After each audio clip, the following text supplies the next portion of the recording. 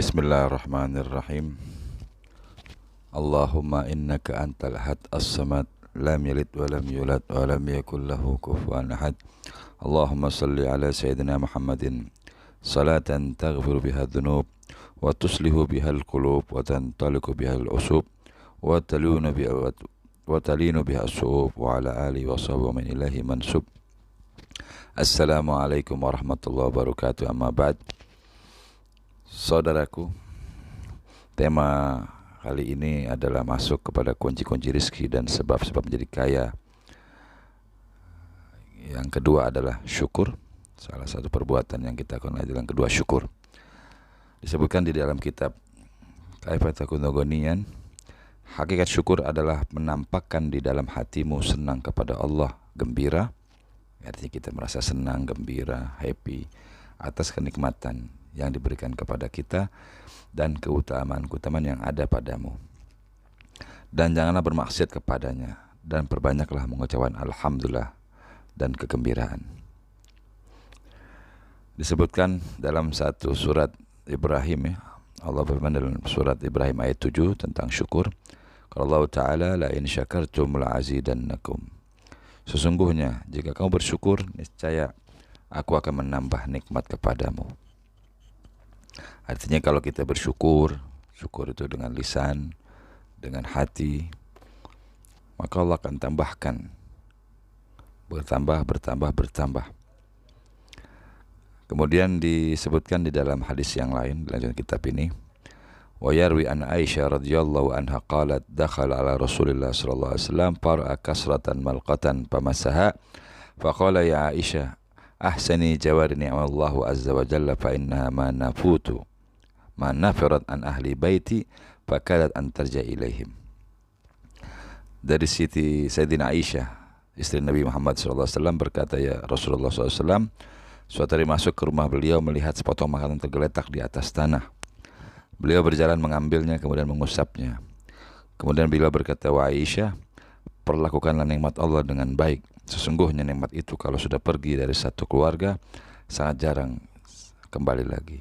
Jadi jangan kita meremehkan nikmat sedikit sekecil apapun agar kita bertambah lagi. Itu salah satu contoh yang diajarkan oleh Rasul sallallahu alaihi wasallam dan kita bisa amalkan, termasuk saya Al-Fakir. Kemudian berkaitan dengan syukur disebutkan di dalam hadis yang lainnya.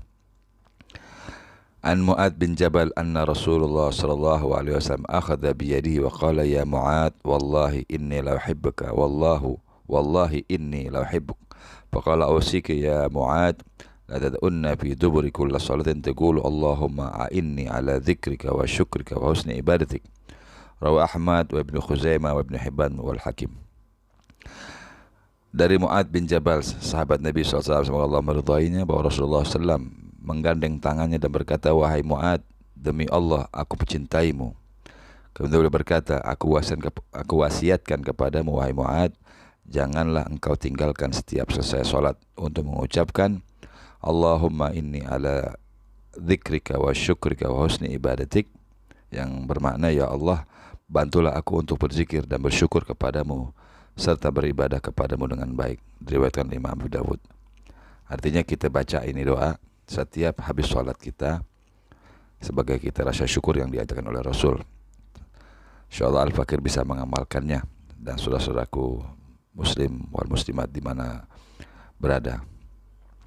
Kemudian disebutkan dalam riwayat Ibnu Abbas yang kaitan dengan syukur juga, yaitu an Ibnu Abbas radhiyallahu anhuma anna Nabi sallallahu alaihi wasallam kana yaqulu Allahumma inni a'udzubika min zawali ni'matika wa fujaati nikmatika wa tahawala afiyatika wa jami'i sakhatik. Rawal Muslim.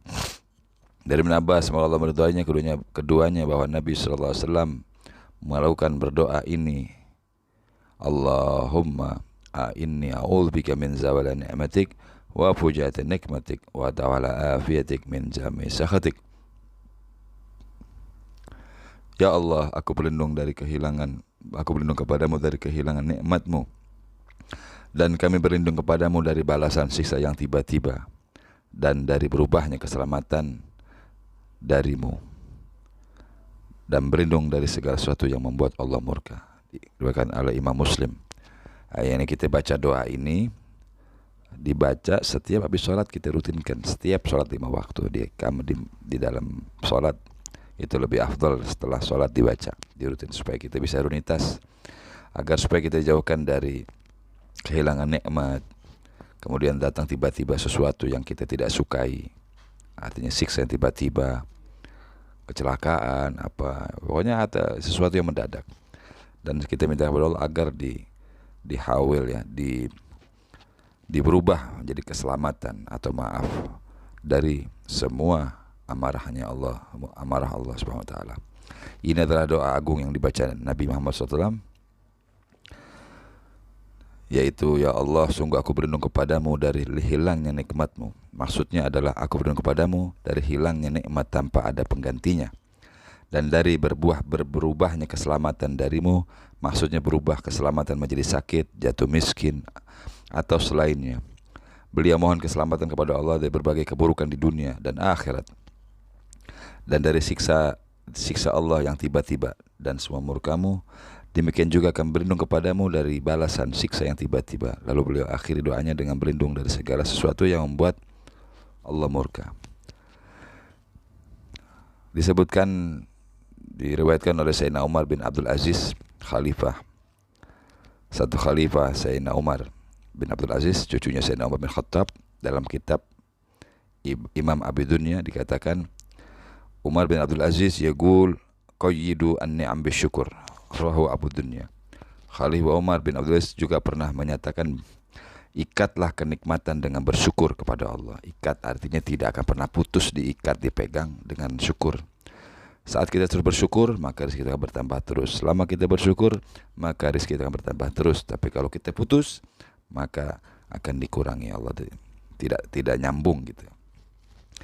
Al-Imam Hasan Basri juga berkata, Allah itu menganugerahi nikmat kepada siapa saja yang Dia kehendaki. Bila ia tidak bersyukur, Allah akan menukar nikmat itu dengan azab. Masya syari Allah, mudah-mudahan jauhkan ya Rabb. Al-Imam Muhammad bin Idris al-Syafi'i, semoga Allah meridainya, meriwayatkan cerita Sayyidina Ali yang pernah mengucapkan kalimat kepada seorang laki-laki, yaitu Hamdan, nama daerah. Memperoleh nikmat itu dengan syukur. Syukur diikat dengan tambahan anugerah, tambahan. Keduanya, yaitu antara syukur dan bertambahnya nikmat, ada dalam satu paket ikatan. Bertambahnya nikmat Allah tidak akan terputus sampai syukurnya seorang hamba itu ikut terputus pula. Akhir pembahasan bab dari kunci kedua, rizki dan kita tentang syukur ya, dan kita akan masuk bab kunci rizki dan sebab menjadi kaya. Yang ketiga adalah dengan membaca Al-Quran. InsyaAllah akan kita bahas di sesi berikutnya. Semoga bisa mengikuti kelanjutan sampai akhir kitabnya. Demikian dari saya, semoga bermanfaat. Saya mohon maaf. Al-Fakir Muhammad Al-Habsyi. Wabil taufiq wal hidayah. Wassalamualaikum warahmatullahi wabarakatuh.